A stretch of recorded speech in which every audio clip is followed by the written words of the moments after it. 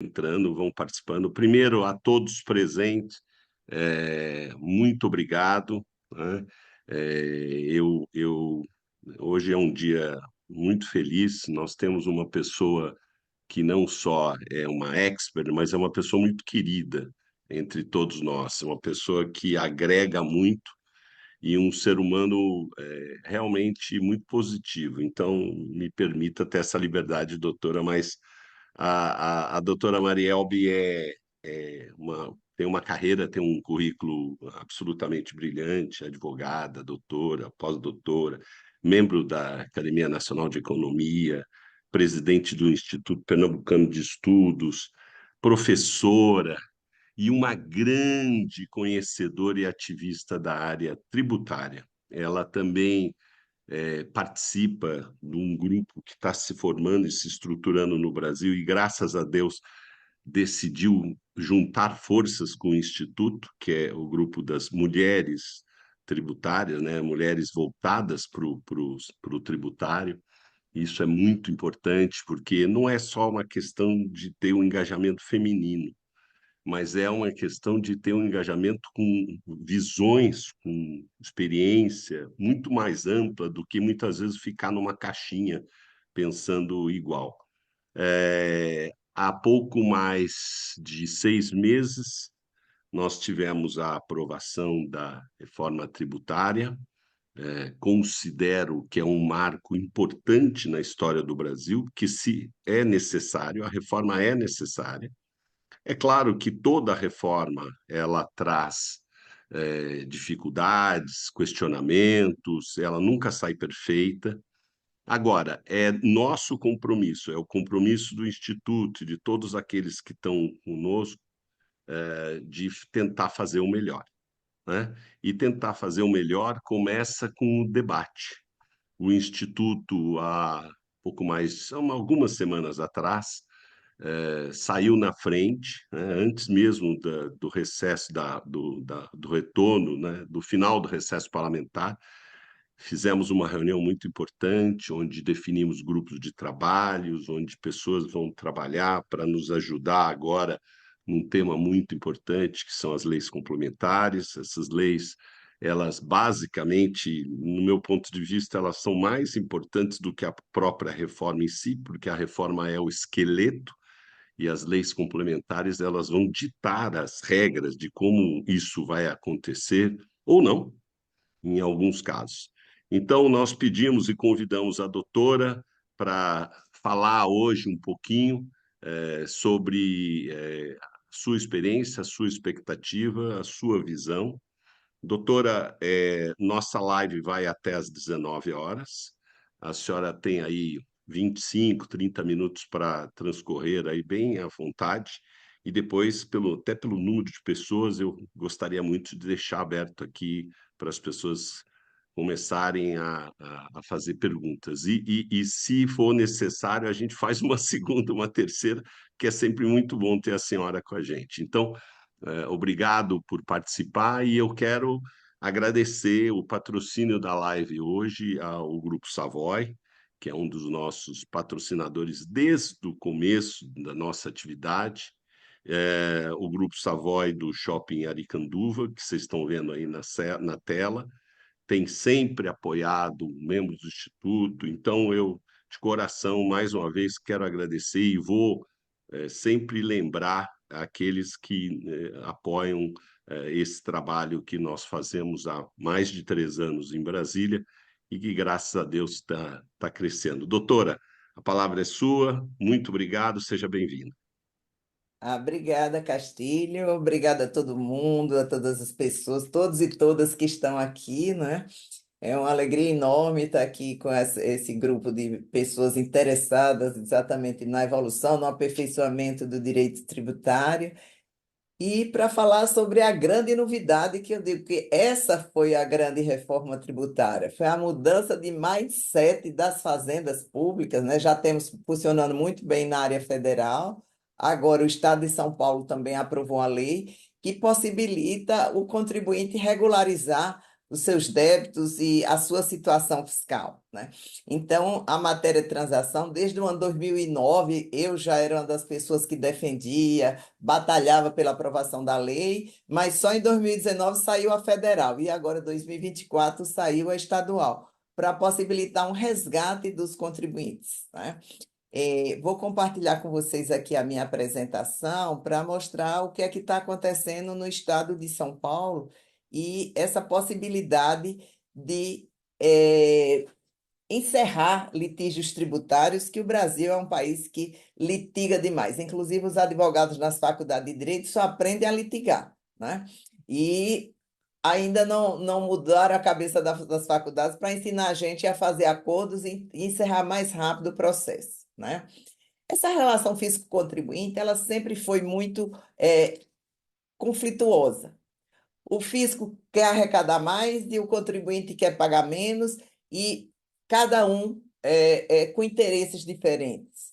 Claro que as fazendas precisam arrecadar para os estados, a União e os municípios cumprir os seus objetivos constitucionais, mas também o contribuinte tem que ser respeitado na sua capacidade contributiva e na forma como vai pagar esse tributo, né? A gente deve observar que nos últimos anos a relação tributária ela tem passado por uma mudança, né? A transferência, o contribuinte constitui o crédito tributário, sai a lei, o contribuinte lê, interpreta, paga. E aí, depois de 3 a 5 anos, vem o fisco que discorda dessa interpretação, e aí lavra um auto de infração que tem força executiva. E aí o contribuinte é que vai se defender de uma coisa que, a maioria das vezes, pode ter sido uma interpretação errada. E o que é pior e que não vai mudar na reforma, cada ente federativo vai dar sua interpretação. Só na área de execuções fiscais, hoje nós temos 27 milhões de processos que já somam mais de 5 trilhões de reais. E o que é pior, de cada 100 processos de execução, apenas 12 são baixados por ano. Então, é um quantitativo muito pequeno. Temos um congestionamento muito grande no judiciário e termina aqui um processo do fato gerador até a extinção do crédito tributário, ele passa de 15 a 20 anos, o que causa problema na arrecadação, causa problema para o contribuinte para ter sua regularidade, suas certidões, e o judiciário fica congestionado, às vezes, com processos de pequeno valor, etc. Então, no estado de São Paulo, eu trago também dados. Hoje nós temos aqui em São Paulo 394 bilhões inscritos em dívida ativa estadual, e eles consideram que apenas são passíveis de cobrança a metade, né? 157 bilhões. Só no ano 2023 foram 1.747.000 processos que entraram, e 90% desses processos foram execução da Justiça Estadual. Então, você vê que é um caso absurdo, que demora a arrecadação, demora para o contribuinte e também congestiona o judiciário. A grande mudança de paradigmas é exatamente são as soluções alternativas de litígios tributários, ou seja, a autocomposição. Ao invés de se fazer discussões judiciais, chega-se a um acordo. O CNJ recomendou, inclusive, que houvesse acordos para terminar os litígios no judiciário. Em muitos lugares, inclusive sobre matéria tributária, já estão se fazendo isso. Temos a Lei da Execução Federal, negócio jurídico processual, mediação e arbitragem, que é a grande novidade, que particularmente eu estou muito favorável. Antes de ter o litígio, haver uma mediação, mas esses são projetos de lei que vão estar em discussões, quer dizer, já estão em discussão lá no Congresso Nacional.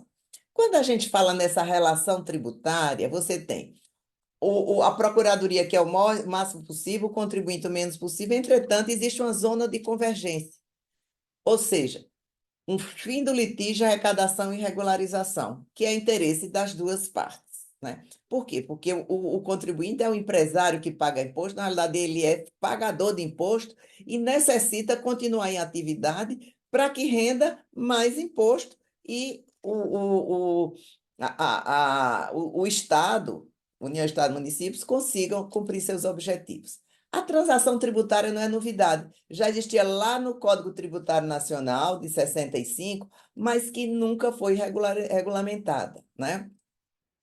E quais são os objetivos de você fazer transação? Assegurar a cobrança do crédito tributário, né?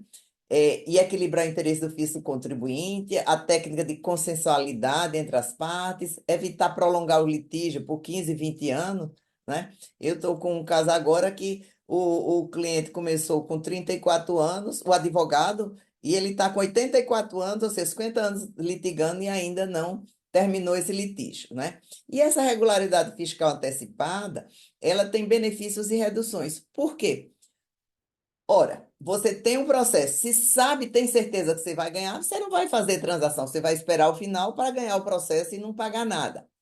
Como também, se a fazenda tem certeza que vai ganhar, ela vai esperar para não dar desconto e receber lá. Então, existem matérias, entretanto, que são essas matérias, por exemplo, de interpretação, que ela tem uma incerteza. Você ganha na primeira instância, perde na segunda instância. Então, diante da incerteza de, ao final, no trânsito em julgado, quem vai ganhar, contribuinte ou fazenda, aí se faz uma transação, porque é melhor perder menos ou receber menos do que, ao final, ter um ônus de sucumbência e perder tudo, ainda ter que pagar a sucumbência para outra parte. Então, a transação, ela transita por esse meio termo de convergência entre interesse do fisco e do contribuinte.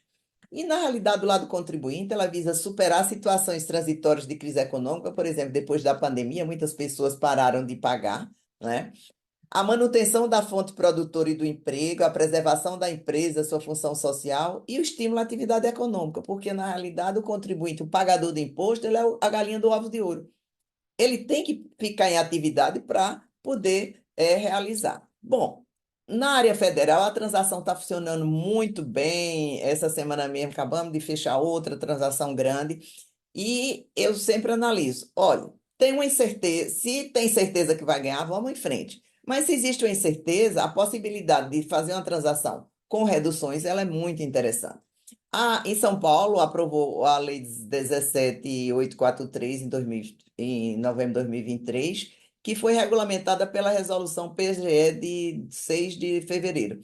E é uma matéria tão dinâmica que hoje à tarde eu estava aqui lendo quando chegou uma nova regra publicada sobre como utilização de créditos fiscais, né? Então, vai ser bom para o fisco, que vai antecipar a arrecadação que poderia nem receber ou iria demorar muitos anos, aí a previsão. E como foi que foi aprovado no Estado de São Paulo essa transação? Ela é muito parecida com a transação federal, só que ela é apenas para a Procuradoria-Geral do Estado, que é dívida ativa tributária e não tributária, e de débitos inscritos em dívida ativa. Então, a lei hoje aqui em São Paulo é apenas para débitos inscritos em dívida ativa na competência da Procuradoria-Geral do Estado. E aí vem os princípios de isonomia, capacidade contributiva, moralidade, transparência, e esses motivos são importantes, esses princípios, na hora de você fundamentar por que não está sendo lidado o acordo na forma mais adequada para a sua empresa, né? Inclusive justificar mandado de segurança, etc. Só que não tem sentido fazer uma lei para acabar com o litígio e você ter que entrar com mandado de segurança, ou seja, iniciar um novo litígio para poder entrar na transação. Foram aprovadas as modalidades de adesão, através de edital da PGE, né? Tem adesão de pequeno valor, tem adesão do contencioso de disseminada controvérsia, que acabou de dia 6 de fevereiro, foi publicada essa adesão, e eu vou mostrar para vocês como ela é muito importante, e os contribuintes têm que estar alerta aqui no estado de São Paulo, de CMS, para poder se aproveitarem dessa janela de oportunidade, porque esse tema aí é um tema que está certo o contribuinte ganhar, mas pode demorar. Mas o acordo foi publicado de uma maneira bastante favorável. Uma outra modalidade também é a proposta individual. Então, ou a própria Procuradoria pode buscar o contribuinte e dizer: ó, vamos fazer um acordo, ou o contribuinte propor fazer uma proposta individual de transação nos termos da lei. Veja, existem os limites da lei que têm que ser seguidos, e o medo que se tinha, não, mas e se tiver corrupção? Não, tem os limites e vai ser dentro daqueles limites. O controle que é feito em cima disso é muito grande, é muito positivo, então é uma coisa totalmente segura para a fazenda e para o contribuinte. O contribuinte que opta pela transação, ele assumir alguns compromissos, né? Não utilizar de forma abusiva, não alienar bens sem comunicar PGE, renunciar a quaisquer alegações de direito. Aqui é um ponto muito perigoso na transação de São Paulo, que não existe mais na transação federal. Ou seja, na transação federal apareceu isso aí, depois eles viram que não tinha sentido, e aí apareceu aqui também na lei de São Paulo. Renunciar a quaisquer alegações de direitos atuais, aqui tem um errozinho, ou futuras, sob se fundações. Então, veja, você faz um acordo hoje sobre uma determinada coisa, do processo que está correndo, para ele encerrar. Mas se for exigido que sobre aquele tema você também renuncie para o futuro, isso pode ser perigoso para o contribuinte. Então, é uma questão que tem que ser analisada com muito cuidado. Na área federal já foi corrigida. Confissão irretratável de débitos, né? E com relação à confissão irretratável dos créditos da transação, é interessante que o STJ tem uma jurisprudência no sentido seguinte: confissão irretratável de dívida. Então, você confessou, fez a transação, não pode voltar atrás. Não é bem assim. Por quê? Porque em alguns temas, por exemplo, pressão, decadência, etc., o STJ já reconhece que, mesmo tendo sido feita uma confissão irretratável de dívida, você não poderia renunciar a esse direito. E aí ele reconhece a possibilidade de você voltar a questionar o que foi transacionado. Reconhecer medida cautelar, incidente de desconsideração. Isso aqui tem que ter um cuidado muito grande, porque incidente de desconsideração é quando tem grupo econômico, tá? E somente é extinto o débito depois de cumprir todos os compromissos, tá? E não autoriza a transação, não autoriza a restituição, compensação do que foi pago. Quais são os benefícios da transação? Redução de multas, juros e encargo legal, ou seja, os honorários da Procuradoria. Ela é feita como moratório ou parcelamento e utilização de precatórios. E aí vem a grande novidade que inaugura dois importantes instrumentos aqui em São Paulo. Você poder comprar precatórios do Estado de São Paulo para pagar os débitos, ou créditos de ICMS próprio ou de terceiros, ou seja, pode haver aquisição de créditos de terceiros para pagar os débitos, inclusive crédito acumulado de ICMS. Então, isso é interessante porque tem muita gente com muito crédito acumulado que não consegue utilizar nas suas operações. Então, ele pode vender com um deságio e um terceiro utilizar isso. Então, veja, na transação, a pessoa vai ter descontos da transação e ainda vai poder pagar com precatório que comprou com deságio. E aí ele tem mais um desconto a ser considerado. Mas tudo isso é cálculo, é plano. Você não pode sair chegando, aí é bom, eu vou fazendo, tá? E a utilização de precatórios e de crédito é limitada a 75% do débito, ou seja, vai ter que haver algum pagamento de recurso, você não pode zerar com créditos e precatórios, né? Ou haver também a substituição de garantias. Vedada a transação é importante, porque na área federal, por exemplo, você pode fazer transação sobre débitos que estão na Receita Federal ainda não inscritos em dívida ativa. Aqui no estado de São Paulo, não. Mas eu espero que eles vão avançando até chegar lá. Redução de multa penal para débito de empresas do Simples. Empresas do Simples não podem fazer transação, que eu acho um absurdo, né? A não ser que o comitê gestor autorize, né? E conceda desconto para devedor inadimplência sistemática. Então, aparecer essa figura do inadimplente sistemático do ICMS. Já já eu digo para vocês quem a lei diz. E aí você tem que ter muita atenção, porque a lei diz uma coisa e vem a resolução da PGE regulamentando. Aí muita gente estranhou que não foi decreto, mas a própria lei deu poderes totais para a PGE fazer isso, né? Então, o que é que acontece? Devedor inadimplência sistemática do ICMS. Então, é uma figura nova que vai ser vedada a transação para essa pessoa. Se os débitos estão garantidos, né? E envolva adicional do ICMS de combate à pobreza. E aí, o que é que a Fazenda vai fazer? Quando você diz que quer fazer transação, ela vai aferir o grau de recuperabilidade. Porque se ela tiver certeza que vai ganhar, ela não vai transacionar. Mas tem alguns fatores que ela vai observar. Por exemplo, a idade da dívida, ela é muito antiga, 20 anos que está lá sendo discutida e não tem a solução. Capacidade do contribuinte. Então, o contribuinte realmente não vai ter capacidade de pagar. Então, não adianta querer ficar forçando. Então, é melhor dar um desconto para ele pagar parcelado. E aí eu chamo logo a atenção: transação não é parcelamento. Parcelamento é o que chega lá e publica. Saiu o parcelamento, desconto 20% de multa, etc. A transação não. Você realmente vai fazer uma negociação até chegar a um denominador adequado para você e para a fazenda, né? Custo da cobrança judicial, que isso tem um ônus de muitos anos correndo, então pode ser mais factível fazer esse acordo. Condição econômica do contribuinte, atributos do crédito, histórico da recuperação dos últimos 5 anos, informações disponíveis do sujeito passivo, inadimplente sistemática. Então, sempre está se voltando a, para fins de ver o grau de recuperabilidade, essa questão inadimplente sistemático de débitos não poderá ter transação. Agora, é preciso ter um alerta. Se a pessoa, se o pagador do imposto, o contribuinte, ele não paga porque não pode, é uma coisa. Ou se ele paga pelo lazer de dizer que não paga tributo. Hoje não existe mais isso por conta da necessidade de certidão negativa para você fazer operações, bancos, etc. Então, coisas que fogem até a natureza fiscal. Empresas em bolsa, por exemplo, ninguém vai fazer deixar de pagar tributo, que isso afeta inclusive a imagem. Para se fazer a transação, eles vão analisar se seu crédito é recuperável, de difícil recuperação e créditos recuperáveis. E aí tem uma fórmula mágica aqui para calcular isso aí, que facilita muitas vezes. E aí, atenção, isso aqui eu já tenho feito alguns pedidos de revisão de capacidade de pagamento, do grau de recuperabilidade, e você pode mudar essa nota. Por quê? Porque os créditos recuperáveis, eles não podem, não têm descontos na transação.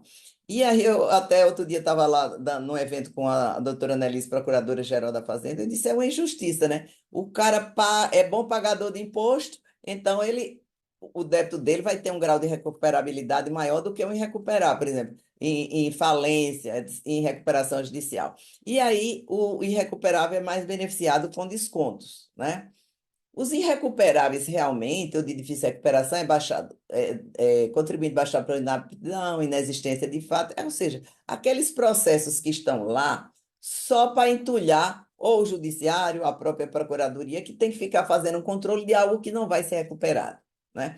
E aí eles têm um desconto maior, desconto 70% de multa e juros, desconto 100% sobre honorários, e poderá migrar saldos de parcelamento e transações anteriores. Então, veja, a regulamentação disso aqui saiu dia 6 de fevereiro. Hoje nós estamos aqui no dia 19, então o IUB está super atualizado, né? E proativo para já estar aqui informando o pessoal sobre a importância disso aqui, porque a transação vai ter um prazo, tá? Já já eu digo.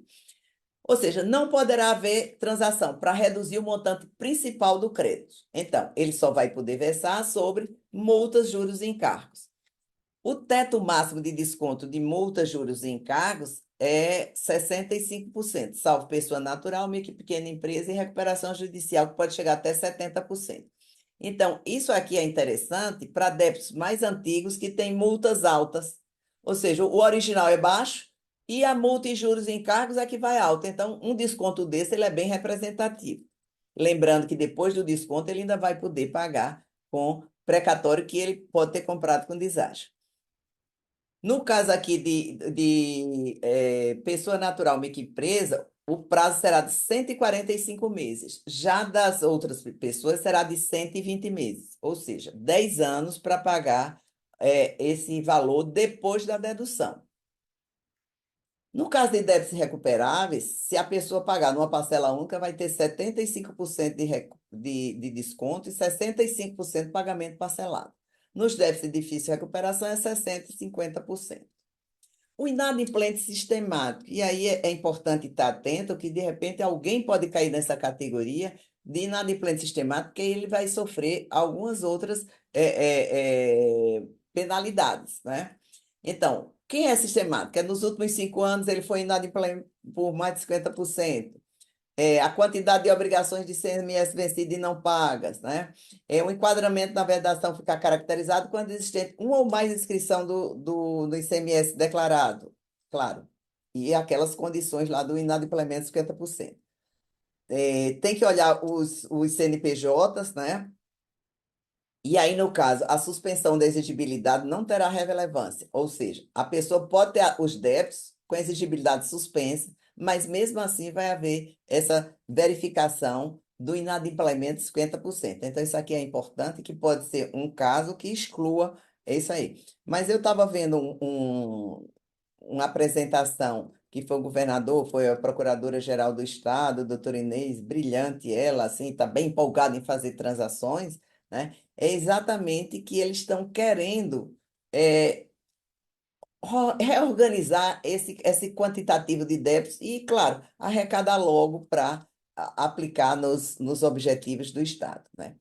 A modalidade de transação individual ela é diferente do parcelamento, tá?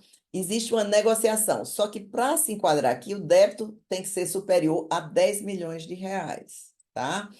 A negociação vai ser dentro dos limites legais, ou seja, redução de 65% naquele prazo de 120 meses, salvo se tiver naqueles outros, pessoa jurídica, micro e pequena empresa, porque a do simples não pode, mas micro e pequena empresa necessariamente pode não ser do simples. Então, é importante você analisar isso para fins da limitação. Então, você pode ter uma micro e pequena empresa que possa ter um desconto maior. Uma coisa bastante interessante que a gente tem feito é conjugar o negócio jurídico processual que tem lá do Código Civil com a transação. Então, você pede, começou a negociação, pede para se fazer uma suspensão de processo. Uma vez eu me surpreendi que a gente chegou a um acordo que ia começar uma transação com a Procuradoria-Geral da Fazenda às 3 horas, o procurador disse, mande aqui que estão querendo fazer o acordo. A gente mandou um e-mail, ele pegou o e-mail, assinou, mandou para o juiz pedindo que fosse feito um negócio jurídico processual para suspender atos de constrição até se chegar à transação, porque só com a transação feita é que há suspensão da exigibilidade do crédito, tá? E também na transação individual serão aqueles devedores que nem estão naquele individual, tá certo? Débito superior a 10 milhões e não tem edital aberto. Então é interessante isso porque a Fazenda vai publicar editais de transação. Mas de repente você tem uma dívida menos de 10 milhões e quer se legalizar, quer pagar seu débito, você também vai poder entrar com um pedido, né? Temos a transação individual simplificada, que é a dívida superior a 1 milhão de reais até 10 milhões. Essas aqui eles vão fazer editais, mas eu lembro sempre, não custa tentar. Ou seja,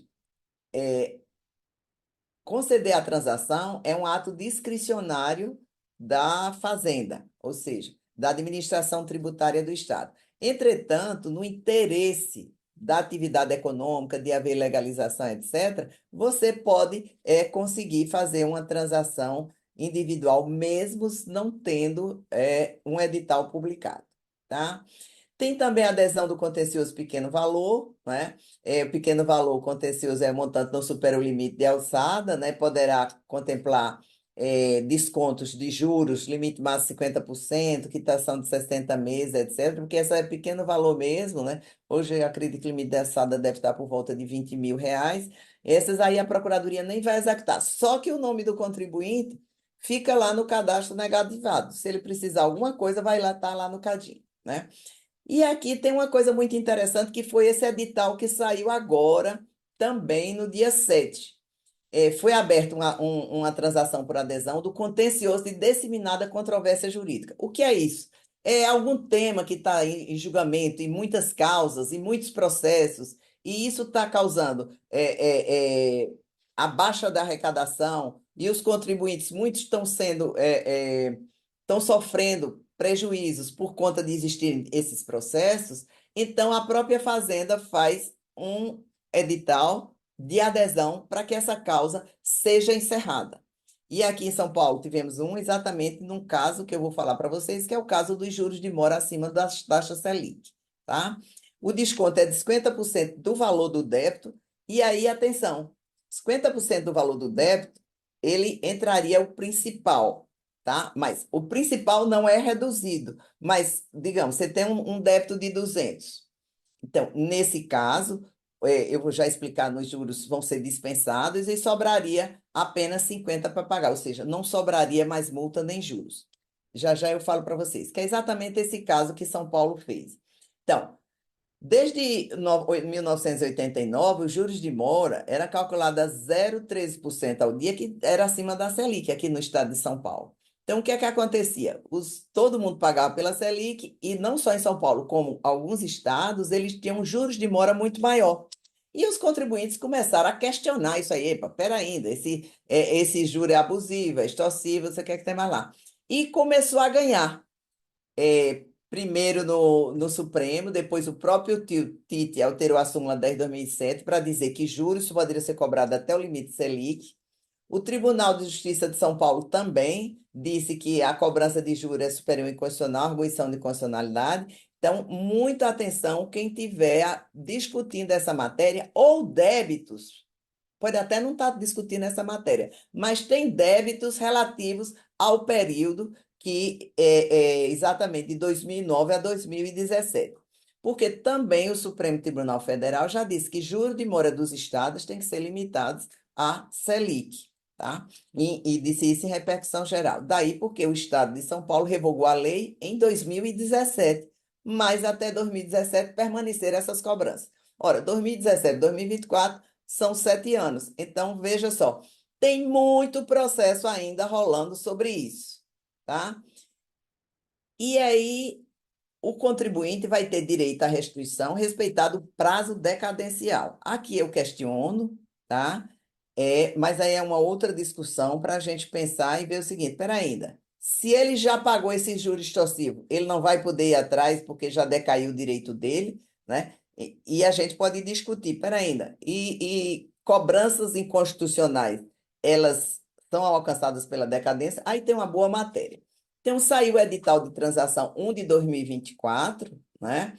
E a lei que era abrangida pelo edital de transação era 13.918 de 2009 a 16.497 de 2017, juros pagos de 2009 a 2017.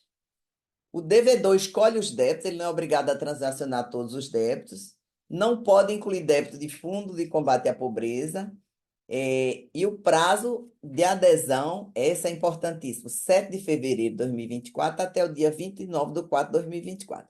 Ora, o edital para você fazer a transação é de juros de mora, causas que envolvam discussão de juros de mora acima da taxa Selic. Só que quando você fizer a transação, você vai incluir o débito todo. Então, é interessante que aqui você pode ter uma janela de oportunidade para pagar débitos atrasados até o ano 2017, muito importante, mas ela tem que ser até o dia 29 de 4 de 2024. E aí é danado que 29 de 4 é o dia do meu aniversário, e aí eu espero que meus clientes todos resolvam fazer antes para não deixar para a última hora, né? Essa transação, como ela é por edital, ela será feita diretamente no site lá da dívida ativa, da PGE, no item transação. Ela é por adesão, então você vai entrar com o pedido e aí eles vão examinar.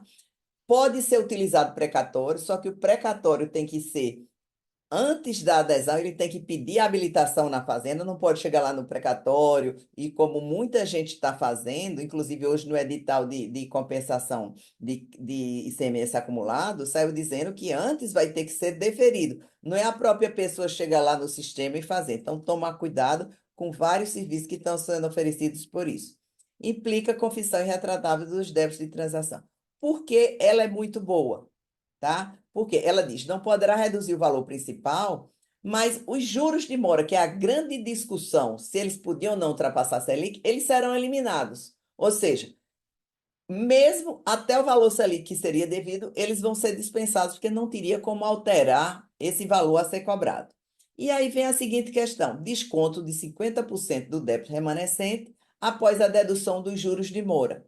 E inclui multas, juros e encargos legais. Então, você vai pegar o seguinte: tira os juros de mora, que vão ter 100%. Então, se você tem processo de 200, 100 de principal, multa e cargo legal, e 100 de juros de mora, débitos antigos, por exemplo, e como é até 2017, o juro é dispensado. Então, só sobrou, era 200, tirou 100, sobrou 100.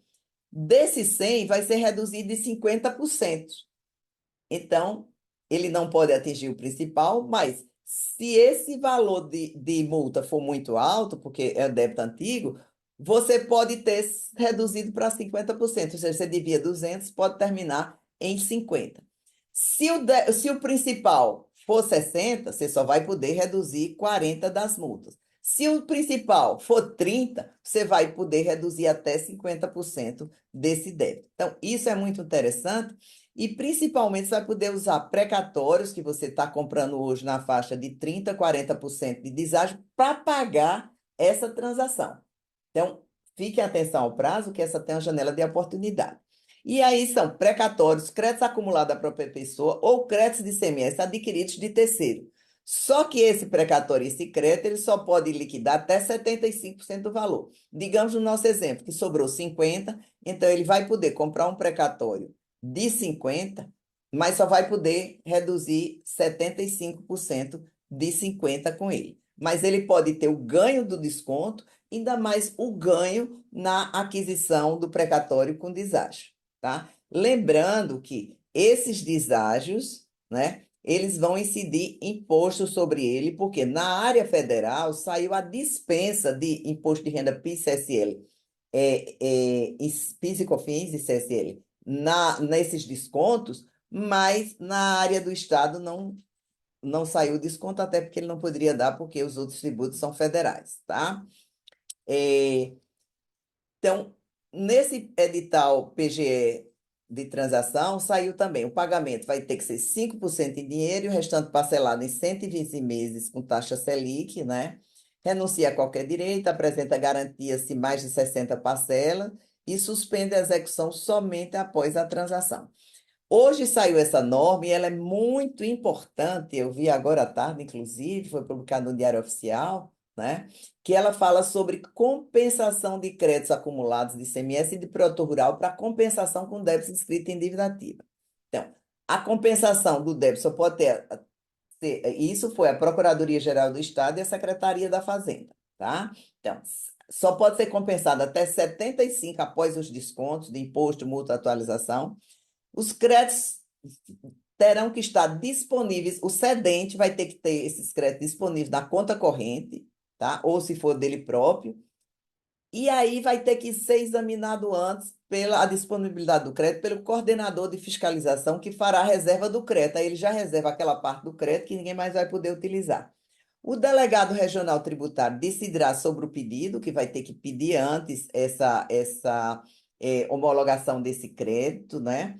E se a decisão for desfavorável, ele vai ter direito a recurso de 30 dias.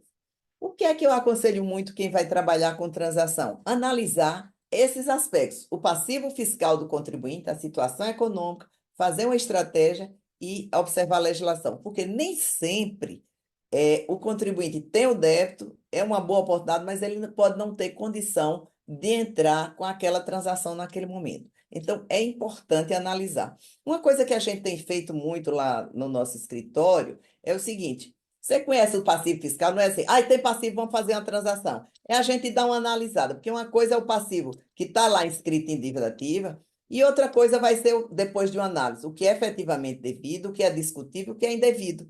Então, muitas vezes, mesmo o contribuinte tendo confessado, não é devido. Por exemplo, já ocorreu uma prescrição, já ocorreu uma decadência, embora ele conste como devedor, ele não tem que pagar mais esse débito. Então, é importante um momento ser analisado antes de se fazer a transação. Então, é importante analisar a situação econômica, o fluxo de caixa do contribuinte, análise de todos os bens e direitos, criar um plano de recuperação fiscal, né? Por quê? Na área federal, a gente tem conseguido muito parcelas variáveis. O prazo tem que ser respeitado, mas a empresa, por exemplo, ela é sazonal. Então, em um período ela vende mais, outro produto vende menos. Então, nesse de menos, tentar se conseguir pagar menos e no outro período que ela vai ter um faturamento maior, fazer um pagamento maior, tá? Os riscos de descumprimento de plano, porque se o sujeito ele faz a transação e não cumpre, ele só vai poder entrar outro depois de 2 anos de rescisão, né? E aí, quando ele é retirado, é rescindido, ele é retirado da transação, voltam todos os débitos originais sem os descontos, abate, claro, o que ele pagou, e o restante vai continuar a cobrança do débito. Então, nós estamos num novo tempo da advocacia, é isso que eu quero conscientizar, tanto os pagadores dos impostos, os contribuintes, como os próprios profissionais, os controles, etc., da empresa, que agora a relação da fazenda, e graças a Deus, está mudando a cabeça das fazendas, né? Porque antes era assim, contribuinte é sempre sonegador, fazenda só quer expoliar. Então está se chegando agora ao momento de haver mais cooperação e colaboração para que essa relação tributária seja mais tranquila. Inclusive aqui fazendo merchandising do livro que a gente acabou de lançar, fundamos agora o Centro Nacional para a Prevenção e Resolução de Conflitos Tributários. Em breve vamos abrir a oportunidade das pessoas se inscreverem, poderem fazer parte para fazermos estudos, eventos, etc. E aí, quero agradecer a grande oportunidade, né, que o IUB deu para a gente e parabenizar pela iniciativa de estar trazendo temas tão relevantes para que a gente possa esclarecer, possa atuar e realmente ter um ambiente de negócios bem mais favorável, no sentido de que as pessoas possam realmente colocar em dia as suas obrigações tributárias, os seus negócios e poder influir com regularidade. E depois a gente vai trabalhar na reforma tributária para ela melhorar e não piorar o que a gente tem. Obrigada, fica à disposição para as perguntas de vocês. Obrigada, Castilho. É, primeiro, eu vou começar novamente a live, tá, doutora? Porque é o seguinte, a senhora não deu uma aula, a senhora deu uma consultoria. Acho que todo mundo aqui deveria depositar um valor da consultoria, porque é assim, ó, como eu sou mais velho, eu anoto, né? Eu anotei umas 6 páginas aqui de Ei, coisas que eu quero. Então, doutora, muito obrigado, parabéns, brilhante. Eu acho que são várias coisas que eu gostaria antes de abrir para perguntas. Primeiro, esse é o intuito do Instituto. Nós queremos provocar o debate, nós queremos provocar essa transparência entre o setor público e o setor privado, e para isso nós precisamos gerar conhecimento. Não existe debate se não existir um conhecimento técnico profundo, porque senão vai ser apenas uma discussão de quem fala mais alto, ou quem tem mais força, é uma condição que não leva a nada. Então, parabéns pelo conteúdo. Já tem aqui, nós vamos. Doutora, todos os clientes, a senhora passa uma comissão do Instituto. não, com certeza. Obrigado. Não, não, não, de forma alguma, mas Não, muito assim, não, obrigado. mas é um prazer. Aqui é a Muito minha veia de obrigado. professora, de formadora de opinião, de Não, não, estudiosa que não. está atuando, né? Faz muito bem feito. Já tem algumas perguntas aqui. Primeiro, eu quero dizer que a gravação, sim, ela está disponibilizada, né? Doutor, eu só quero confirmar uma coisa. O seu aniversário é 24 de abril? 29 de abril, no último dia da No adesão. 29 de abril. Então, parabéns, que somos taurinos, hein? Eu Ah, também. gente boa, gente da melhor qualidade. Bom, deixa eu abrir aqui a pergunta. Assim, nós não temos muito tempo, vamos passar um pouquinho o horário, mas eu gostaria de abrir perguntas.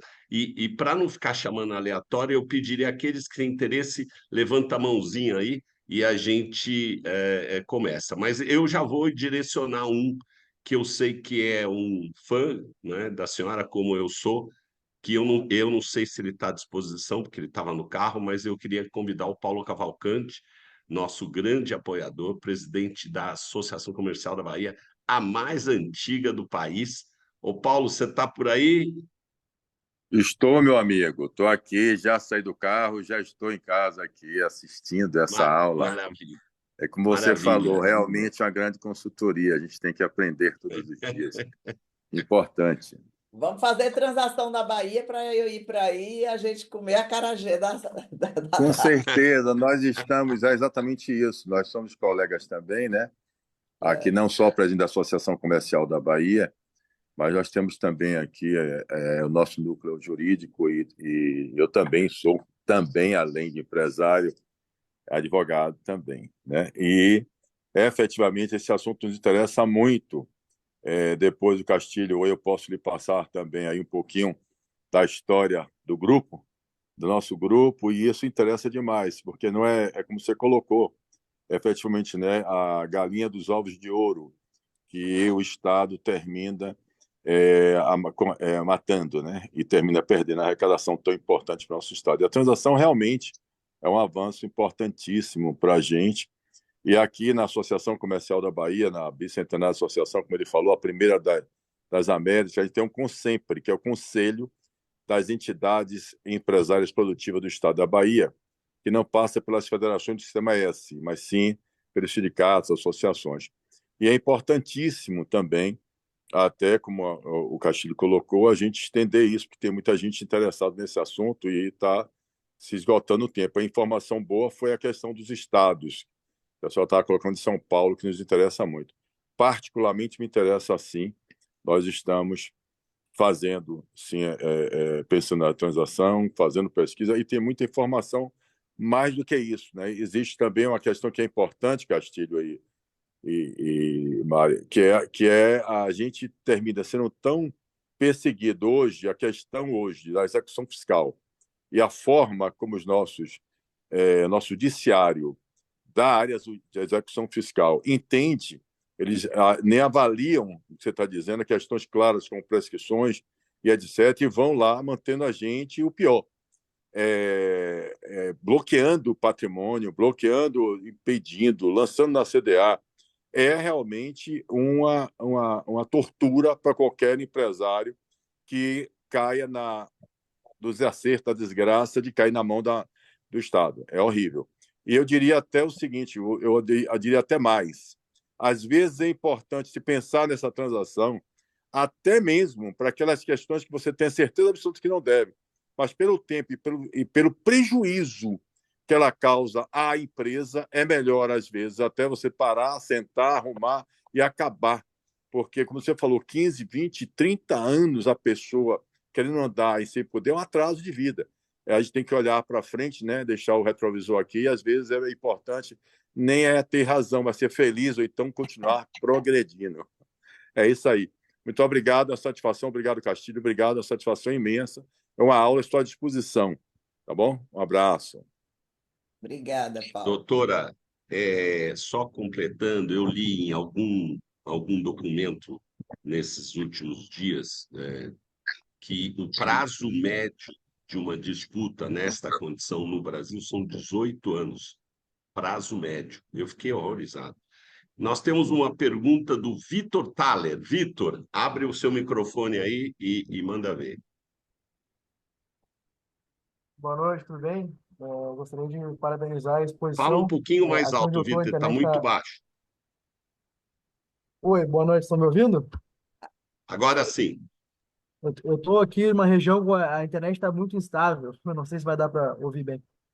Mas eu coloquei no chat ali a pergunta, a dúvida é sobre o edital, esse que saiu agora na semana passada, se seria aplicável apenas para os débitos anteriores a 2017, né, quando tinha discussão de juros de mora, ou se também seria aplicável para os débitos posteriores e aí, claro, com menos benefícios, né? Não, veja, a transação, ela é uma lei permanente. Você, a qualquer tempo, vai poder fazer uma transação individual, tá certo? No sentido de negociar as deduções. Aí você pega até 65% e você vai pegar 120 meses, salvo se for microempresa, que aí você pegaria 70 e 145 meses. Mas o que é interessante? Esse edital, ele está muito bom, né? Até outro dia eu estava dando uma palestra sobre transação, a procuradora disse, eu vou lhe contratar pela procuradoria para fazer propaganda de tanto que você defende. O que é que acontece? Esse edital é só para débitos de juros de mora. Então, o processo deve envolver discussão desses juros de mora acima da Selic, e isso só aconteceu até 2017, quando a lei foi revogada, o Supremo julgou, o TIT julgou, né, o Tribunal de Imposto e Taxa.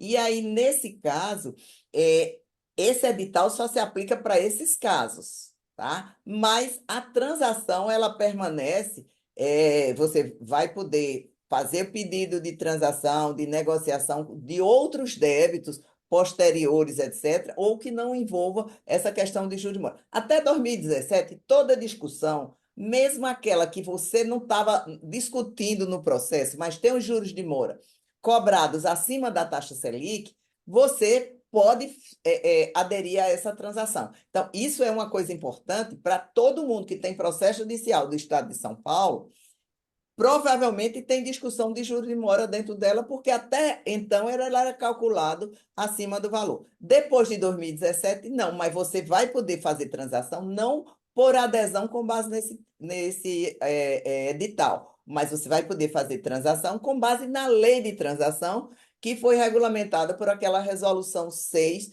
de 6 de fevereiro de 2024, que é o critério geral. Vai ter menos redução, tá? Mas também ela tem benefícios. A única coisa que eu digo sempre é analisar se o débito é efetivamente devido, porque, mas eu já vi casos que o cliente chegou, mas eu era devido, eu achei que era devido, já declarei. Não, mas vamos olhar, quando a gente chega lá, não era devido, então esses aí a gente deve permanecer na discussão, porque não é interessante você pagar uma coisa que não é devida, né? Eu estou com um caso interessante aqui de São Paulo, do município de São Paulo, que também tem uma lei de transação. O cliente pagou milhões a mais, porque quando eu cheguei, ele já tinha feito a transação e eu verifiquei que a apuração dele estava totalmente errada. Aí, pelo amor de Deus, eu fiquei louco, né? Que advogado já pensa logo, meu Deus, isso ia dar um bom honorário. A gente pensa logo no desafio, poxa, isso aqui era para ter reduzido, era uma briga boa, mas ele já tinha feito a transação, então eu cheguei tarde. Mas então é importante fazer essa análise do débito efetivamente, né? E aí, como eu tenho essa expertise que eu fui da Receita Federal há 27 anos, eu vejo as coisas tudo como fiscal, né? Então eu já olho fiscalizando que está certo e errado. Então é um conselho que eu dou para vocês. Então, a transação do edital, ela é só para juros de mora excedente a Selic. Mas todo o processo lavrado até 2017, com certeza vai ter esse tipo de coisa. Depois de 2000 e que ainda esteja em discussão judicial, tá? Porque se ele já encerrou o processo, aí você não podia mais transacionar, a não ser que você ainda esteja sendo executado, etc. Aí vai poder fazer a transação. Mas você vai poder fazer outras transações com débitos posteriores a 2017. Espero ter esclarecido você. Muito bom. Nós temos uma pergunta da Ângela Garcia. Ângela, Bom, primeiro, doutora, parabéns e gratidão pela consultoria. Tem sido noticiado, doutora, muito nas mídias que as empresas podem negociar dívidas tributárias com contrapartidas ESG. A senhora tem alguma coisa a respeito disso para Não, comentar com a veja gente? só. A lei não trouxe nada sobre isso. Agora, a Tá. lei deu muito poder para a Procuradoria-Geral do Estado, certo? Então, se ela resolver fazer, aí o que é que acontece? Se ela resolver dizer que pode, teria que dar uma alterada na lei, porque isso não poderia estar de acordo com apenas com a resolução da Procuradoria-Geral. Mas como na reforma tributária agora está aparecendo a questão do meio ambiente em vários. A Constituição agora passou a falar em meio ambiente em várias coisas, pode ser que em breve comece a aparecer alguma coisa nesse sentido. A única questão é que se ele faz com alguma questão de DSG, de benefício, etc., não vai gerar arrecadação. Por quê? Porque o fisco quer arrecadar. Ele dá um desconto, mas ele arrecada. Ele até considera precatórios, porque precatório é uma dívida dele com o contribuinte. Então, ele, ao mesmo tempo, ele zera o balanço dele. Mas você vê que até nesses casos, ele vai poder fazer uma negociação com juros. Agora, eu espero que muito breve aconteça alguma coisa com relação a essa questão da SG que o meio ambiente agradece, né? Tem uma pergunta aqui muito longa. acho que é do Otto. Otto, você não gostaria de fazer? Eu não sei se você está. Depois eu passo para o Geraldo, que também aqui levantou a mão. Olá, boa tarde, tudo bem com todos? Doutora, mais uma vez, obrigado. Fui seu aluno no IBET, aqui em São José do Rio Preto, São Paulo. Uma alegria sempre poder te ver. Espero que a senhora esteja cada vez bem, cada Com vez certeza. melhor. Obrigada, A minha obrigada. dúvida é a seguinte: eu cruzei aqui o edital com a própria lei e quando eu fiz ali a simulação, eu fiquei com essa dúvida aqui que eu expus. Ó, estão pensando que o ICMS, supostamente ICMS de 100 mil. Quando a gente abre lá a CDA, a gente vê até essa diferenciação que a Procuradoria faz. Ela coloca lá assim: ICMS principal 100 mil, depois juros de mora, aqui supostamente 300 mil, depois uma multa punitiva de 100% sobre esses dois valores, de 400 mil, e assim ela vai.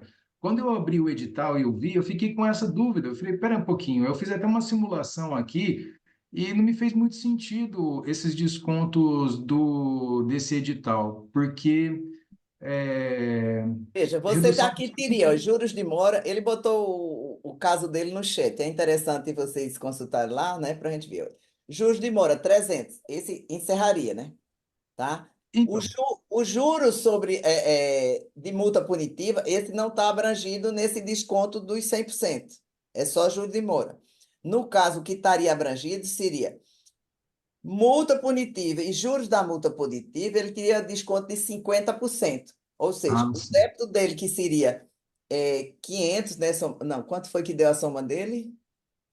Deu 1.430. Então, ele tiraria 300, tá? De juros de mora. Esse tem isenção de 100%. A multa punitiva e os juros sobre a multa punitiva dá 900. Aí ele vai ter desconto de 50%. Então, ficaria 450. Então, ele pagaria 100 com 450 e teria redução de 50% dos honorários. Então, ele pagaria 100 mais 450, pagaria 550 mais 65. Ou seja, caiu aí para o total era 1.430, ele caiu bem. Por que eu digo que essa é. E aí acontece o seguinte: ele vai dar 5% à vista e o restante dividir em 120 meses. Né? Então, ou ele vai poder comprar um precatório, ou utilizar créditos acumulados que ele tenha, para poder reduzir em 75%. Então, você veja, de 1.430, ele, se utilizar, por exemplo, um precatório, 75% de 500, deixa eu lá quanto é que daqui, 75% de 500, Em torno de 300 e pouco. ele vai terminar pagando apenas 300 e pouco em 120 meses, entendeu?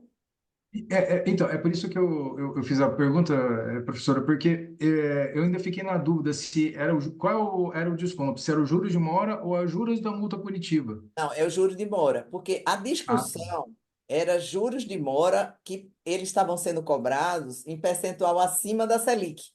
Então, isso é uma causa, é a procuradora da Fazenda, a procuradora-geral mesmo, ela foi lá na Fiesp e disse assim, essa causa já é perdida, por isso que o Estado foi lá e descontou, deu isenção de 100%. Ele está perdendo, e aí o que é pior, no judiciário, ele ainda teria agora que pagar sucumbência sobre isso aí, né? Ou seja, se o juiz der 10%, o Estado, além de não receber, ainda é pagar 10%. Então, ele resolveu zerar os juros de mora apenas, e aí os outros juros e a multa ter redução de 50%.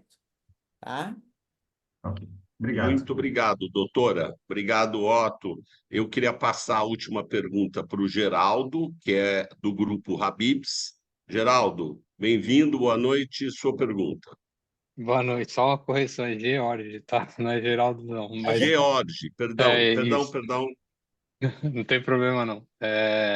Acabei entrando um pouquinho tarde e, infelizmente, não pude acompanhar inteiro essa aula aí que foi dada pela professora, tá? Mas, pelo que eu pude acompanhar, foi bem na hora da minha dúvida mesmo, que surgiu sobre a questão da aplicação do edital agora da Procuradoria. Vamos supor, né, um caso hipotético em que a gente tem um auto de infração com essa discussão dos juros, tá? Só que administrativamente essa discussão foi superada e com vitória do contribuinte. Então, assim, a gente ainda está com o caso em fase judicial, só que, assim, não está sendo discutida essa questão dos juros. Você entende que ainda assim seria aplicável eu Veja, poder ingressar? eu tentaria, porque o que é que acontece? Se você fizer o pedido e não for deferido, não foi, né? Eu tentaria, por quê? Porque ele não disse, ou seja, você ganhou para reduzir o juro ou zerou o juro? Ganhei para reduzir. Pronto, então seu juro lá ficou reduzido, né? Ou E, seja, não teria mais essa discussão, né? mas aí o que é que acontece? Você teve os juros, e aí veja a questão da isonomia, aquilo que eu falei no princípio, né? Ora, tem que haver isonomia. Então, você que ganhou administrativamente ainda vai ter juro a pagar. E o outro que entrar aqui, ele não vai ter juro nenhum a pagar. Então, violaria a isonomia entre os contribuintes. Por quê? Porque você terminou, era o mesmo caso, você terminou com juro e o outro não era. Claro que a discussão não é mais sobre isso, mas eu entraria com o pedido e ver o que é que acontecia. Caso não fosse deferido, você ficava na situação que você está hoje. E aí você ainda está com o processo judicial. Você não faria a desistência do processo antes de haver o deferimento. Porque se não fosse deferido sua transação, você teria perdido o processo judicial, entendeu? Então, a discussão no processo judicial é sobre outro tema, não é isso? Isso aí. É sobre o Pronto. remanescente, né? Outros temas de infração. Pronto. Se você reconhece que esses outros temas você pode perder, eu arriscaria a transação sem desistir dos processos e iria ver qual é a interpretação deles lá. Por quê? Porque você estaria em uma situação de desigualdade de tratamento. Quem não teve o reconhecimento vai ter 100% dos juros, o que passava da Selic e o que não passava. E Uhum. você, como teve o reconhecido, ficou com juros no limite da Selic.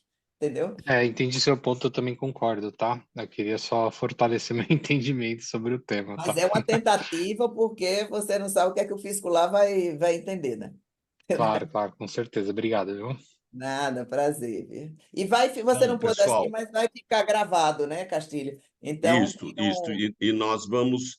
é, o Instituto Unidos Brasil, a partir desta segunda-feira, ele tem mais uma novidade que eu já gostaria de comunicar a todos, que é o nosso portal. Nós tiramos o nosso site meio básico e agora estamos abrindo o nosso portal no mesmo URL, iobrasil.com.br. Com isso, nós vamos oferecer não só a possibilidade das empresas conhecerem o que está sendo discutido, mas ter acesso à área logada, e com essa área vai ter aí as lives, os podcasts, os debates, etc., onde as pessoas podem participar, independentemente de estar o dia a dia no Instituto. Então, depois nós vamos disponibilizar a doutora lá no nosso portal para que todos possam ter acesso e possam aí conhecer um pouco mais, até nós convocarmos a senhora para a próxima aula, essa que vai rodada. ser em Depois vamos breve. fazer um do município, que o município também tem a transação. O Fauzi está ali, ó, com o dedinho há um tempão já. Paulo, última pergunta, vamos que nós estamos atrasados. Dá para ouvir aí? Dá sim. Tá. Bem-vindo, Então, amigo. boa noite a todos aí. Meus cumprimentos à nossa companheira Mary Elbe, a todos os que estão presentes aí, a você também, que está aí direcionando os trabalhos, né? Mary Elbe, deixa eu te explicar aqui o, o ponto que eu quero trazer. No lançamento do programa, a doutora Inês, lá na Fiesp, detalhou bem detalhado como seria o programa, né? Eu, conversando com o Camarinha, que foi o relator do programa, eu falei para ele, o Camarinha, faltou um detalhe no programa, que é o que está acontecendo hoje aqui em São Paulo, e que é muito grave, que é a formação de grupos econômicos, né? Os procuradores, eles estão usando a inteligência artificial e estão elencando grupos econômicos aleatoriamente, né? E você, para desconstituir esse grupo econômico, demora tempo. E o que é pior, os juízes das varas de execução fiscais também estão implantando a inteligência artificial no seu próprio cartório, né? De forma que isso quase que ficou uma coisa meio que miscigenada, procuradores, juízes, e a vítima ficou, vamos chamar assim, os sonegadores, vamos chamar dessa maneira, né? O que ocorre é que o professor Heleno Nunes estava presente na hora que eu estava dissertando sobre isso com a doutora Inês, né? E ele ficou bem surpreso, né? Porque isso acarreta uma inconstitucionalidade. E você vai buscar esse reforço no Supremo Tribunal Federal, você vai ficar amarrado 1, 2 anos, 3 anos, sei lá quanto tempo, e prejudicando, vamos dizer, a forma que é o objetivo, que é a busca de procurar trazer o recurso para dentro do Estado. Ele promove, paralelamente, o desemprego, porque tem juiz que dá bloqueio universal de contas, bloqueia conta corrente, bloqueia marcas e patentes, bloqueia ações, bloqueia automóveis, bloqueia propriedades. É uma coisa assim, completamente fora do que a gente pode entendimento lógico, né? E, e o Estado, na verdade, ele vai buscar esse recurso com o objetivo final de fomentar emprego. E os procuradores, na verdade, estão em busca desse recurso, criando o desemprego, né? Então, fica uma coisa meio antagônica, uma coisa com a outra. Mas o que ocorre de mais fundamental, ainda que pouca gente sabe, é que os procuradores, tanto os estaduais quanto os municipais, eles ganham percentual sobre aquilo que eles propõem de ação executiva. Isso é uma vergonha. Isso aqui é um descalabro nacional, viu? Que a gente não pode nem colocar. Talvez buscar a desoneração da folha, que é uma coisa importante, isto talvez seja mais importante que a desoneração da folha, porque isso é um crime, né? É um crime. Imagina, um procurador da República vai buscar atrás de um contribuinte que, de qualquer forma, ele traz benefício para o Estado e ele vai receber comissão sobre isso, fora o salário que ele já ganha, tendo a sua participação. Então, eu penso assim, viu, doutora Maria, professora do Otto, fiquei muito orgulhoso de ouvir ele falar, que é, a aplicação disso tudo é muito boa, né? Mas, como eu sou médico, posso falar com mais essência, talvez, né? A busca de fazer a exerese cancerígena não é esta. Esta é o sonegador sofrido. É o sonegador que sonega e mantém o dinheiro no país. O sonegador que sonega e leva o dinheiro embora do país, este é quem tem que ser um alvo perfeito de bloqueios, vamos dizer, universais. Mas este que trabalha e está aqui, só vou dar um exemplo para vocês. Pegaram uma empresa aqui no Brás, que o sujeito tinha 18 empresas, sem ligações econômicas efetivas, né? Bloquearam todas as empresas deles, todo. Bloquearam tudo. O cara não conseguiu pagar nem o 13º até hoje. Ele não sabe nem o que fazer, tal é o desespero dele. Ele não consegue nem fazer o acordo, porque uma das empresas devedoras é de volume altíssimo e ele não consegue caminhar, né? Então, eu queria saber se você topa levar esse tema no Instituto, para o Castilho e para o Nabil, para a gente colocar em pauta na frente parlamentar, porque isso é extremamente importante para o empreendedor que nós temos aqui sacrificado no balcão. Essa é a ideia. Fauzi, você tem razão. E, felizmente, nesse acordo da PGE, nesse edital e na própria lei, eles dizem que quando você fizer transação, você reconhece que houve um grupo econômico, mesmo que não tenha sido, né? Mas deixa eu te dizer uma coisa. Uma notícia ruim. Todos os procuradores, eles, na execução fiscal, federal, estadual, municipal, eles têm a sucumbência, ou seja, 20% de honorários, mas não vão diretamente para ele, tá? Que a Constituição proibiu. 20% de honorários sobre o valor do débito vai para a Procuradoria e ele tem lá uma forma de distribuição, tá? E é engraçado que a gente chega lá, o advogado quer 10% e o juiz não dá. Quando é a gente que está ganhando, o juiz não dá, né? Aí o que é que acontece? Mas deixa eu lhe dizer uma notícia boa, que aí já fica aqui, Castilho, a sugestão para o IUB abraçar mais essa causa.